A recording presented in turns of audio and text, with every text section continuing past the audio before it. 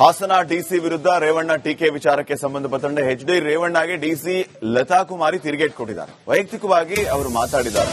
ರೇವಣ್ಣ ಹೇಳಿಕೆಯಿಂದ ತುಂಬಾ ನೋವಾಗಿದೆ. ನಾವು ಖಂಡಿತ ಮೀಸಲಾತಿ ಚೌಕಟ್ಟು ಮೀರಿಲ್ಲ. ನಮ್ಮಿಂದ ತಪ್ಪಾಗಿದ್ದಾರೆ ಅರ್ಜಿ ಬರೀಲಿ, ಫೋನ್ ಮಾಡಿ ಕೇಳಿ, ಅದಕ್ಕೆ ಅವಕಾಶ ಇದೆ. ಆದರೆ ಈ ರೀತಿ ವೈಯಕ್ತಿಕವಾಗಿ ಮಾತಾಡಿದ್ದು ತಪ್ಪು ಅಂತ ಹೇಳಿದ್ದಾರೆ. ಮೀಸಲಾತಿ ಸರ್ಕಾರದ ಅಂತಿಮ ಪಟ್ಟಿ. ಹಾಸನದ ಡಿಸಿ ಲತಾ ಕುಮಾರಿ ಅವರು ಈ ಎಲ್ಲಾ ವಿಚಾರಗಳ ಬಗ್ಗೆ ಮಾತಾಡಿರೋದು. ಹಾಗಿದ್ರೆ ಏನ್ ಹೇಳಿದ್ದಾರೆ ಬನ್ನಿ ಕೇಳೋಣ. ನಾನು ಇಷ್ಟು ಹೇಳಲಿಕ್ಕೆ ಇಷ್ಟಪಡ್ತೇನೆ. ಇದು ತಾವು ಸರಿಯಾಗಿ ಹೇಳಿದ್ರಿ. ಇದು ಮೊದಲ ಬಾರಿ ಏನೂ ಅಲ್ಲ. 3 ತಿಂಗಳಿಗೊಮ್ಮೆ 4 ತಿಂಗಳಿಗೊಮ್ಮೆ ಒಂದು ಪ್ರೆಸ್ ಮೀಟ್ ಕಾಲ್ ಮಾಡಿ ಅದನ್ನ ಒಂದು ವೈಯಕ್ತಿಕವಾಗಿ ಅಗೌರವದಿಂದ ತುಂಬಾ ತುಚ್ಛವಾಗಿ ಹಗುರವಾಗಿ ಮಾತಾಡಿರೋದು ನಮ್ಮ ಗಮನಕ್ಕೆ ಬಂದಿದೆ ಸಹ. ನಾವು ನೋಡಿದ್ದೇವೆ ಮತ್ತೆ ಕೇಳಿದ್ದೇವೆ. ನಾನು ಕೋರ್ಕೊಳ್ಳೋದು ಇಷ್ಟೇ, ಮಾನ್ಯ ಶಾಸಕರು, ತುಂಬಾ ಹಿರಿಯ ಮಾಜಿ ಸಚಿವರು, ಹಿರಿಯ ರಾಜಕಾರಣಿಗಳು, ಅನುಭವಿಗಳು, ಸಮಾಜದಲ್ಲಿ ಒಂದು ಸಂದೇಶ ಹೋಗ್ತದೆ.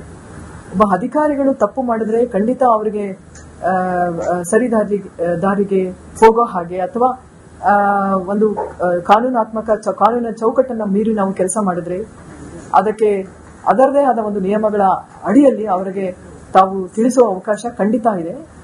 ಅದನ್ನ ತಿದ್ದುಪಡಿ ಮಾಡಿಕೊಳ್ಳೋದು ಅಥವಾ ನಿಯಮಾನುಸಾರ ಕೆಲಸ ಮಾಡುವುದು ನಮ್ಮ ಜವಾಬ್ದಾರಿ ಇರ್ತದೆ.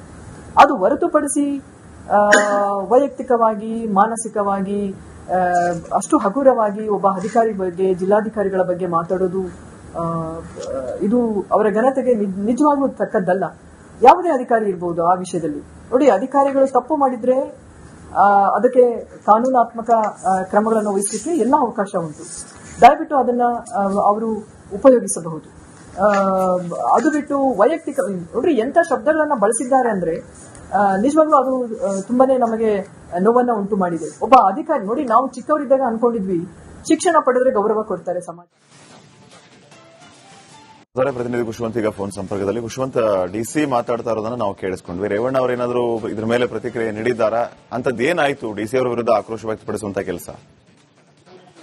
ಶ್ರೀಪಾದ್ ಪಾಟೀಲ್, ಹಾಸನ ಏನು ಈಗಾಗಲೇ ಹಾಸನ ಗ್ರಾಮ ಪಂಚಾಯತ್, ಹಾಸನ ಜಿಲ್ಲೆ ಗ್ರಾಮ ಪಂಚಾಯತ್ ಮೀಸಲಾತಿ ಪಟ್ಟಿ ಪ್ರಕಟ ಆಗಿದೆ. ಆ ಪಟ್ಟಿ ಮೀಸಲಾತಿ ಪಟ್ಟಿಯಲ್ಲಿ ಎಲ್ಲಿ ಜೆಡಿಎಸ್ಗೆ ಹೆಚ್ಚು ಮತ ಬರುತ್ತವೋ ಅಂದ್ರೆ ಎಲ್ಲಿ ಅಂತ ಒಂದು ಜಾಗಗಳಲ್ಲಿ ಡಿಸಿ ಅವರು ಏನು ಮೀಸಲಾತಿ ಪಟ್ಟಿಯನ್ನ ಅವರಿಗೆ ಬೇಕಾದಂತೆ ಅಂದ್ರೆ ಕಾಂಗ್ರೆಸ್ ಪಕ್ಷಕ್ಕೆ ಸಹಾಯವಾಗುವಂತೆ ಪಟ್ಟಿ ಮಾಡಿದ್ದಾರೆ ಅನ್ನುವಂತ ಹಿನ್ನೆಲೆಯಲ್ಲಿ ಒಂದು ಸುದ್ದಿಗೋಷ್ಠಿಯನ್ನ ಮಾಡಿದ್ರು. ಈ ಹಿನ್ನೆಲೆಯಲ್ಲಿ ಡಿಸಿ ವಿರುದ್ಧ ಪ್ರತಿಭಟನೆಯನ್ನು ಕೂಡ ಮಾಡ್ತೀವಿ ಅನ್ನುವಂತ ಮಾತನ್ನ ಹೇಳಿದ್ರು. ಈ ಸಂದರ್ಭದಲ್ಲಿ ಹೇಳ್ಬೇಕಾದ್ರೆ ಹಾಸನ ಡಿಸಿ ಲತಾ ಕುಮಾರಿ ಅವರ ವಿರುದ್ಧವಾಗಿ ಈ ಡಿಸಿಯನ್ನ ಎಲ್ಲಿಂದ ಇಟ್ಕೊ ಬಂದ್ರೋ ಇವರು ಯಾವ ಕೆಲಸವನ್ನು ಕೂಡ ಸರಿ ಮಾಡಲ್ಲ ಅನ್ನುವಂತ ಮಾತನ್ನ ಈ ರೀತಿಯಾಗಿ ಅವರ ವಿರುದ್ಧವಾಗಿ ಮಾತನಾಡಿದ್ರು. ಇದರಿಂದ ಏನು ಬೇಸರಗೊಂಡಂತ ಡಿಸಿ ಅವರು ಕಳೆದ ಬಾರಿ ಕೂಡ ನನ್ನ ಮೇಲೆ ಹೀಗೆ ಟೀಕೆಯನ್ನ ಮಾಡಲಾಗಿತ್ತು, ಆದ್ರೆ ವೈಯಕ್ತಿಕವಾಗಿ ಈ ರೀತಿ ಈ ಡಿಸಿಯನ್ನ ಎಲ್ಲಿಂದ ಹಿಡ್ಕೊಂಡ್ ಬಂದ್ರು ಈ ರೀತಿಯಾಗಿ ಮಾತನಾಡುವಂತ ಪದಗಳನ್ನ ಕೇಳ್ಕೊಂಡು ನಾವು ಸುಮ್ಮನಿರ್ಲಿಕ್ಕೆ ಆಗೋದಿಲ್ಲ. ಅವರು ಮಾಜಿ ಸಚಿವರಾಗಿರುವಂತರು, ಜೊತೆಗೆ ಶಾಸಕರು ಕೂಡ. ಹೀಗಾಗಿ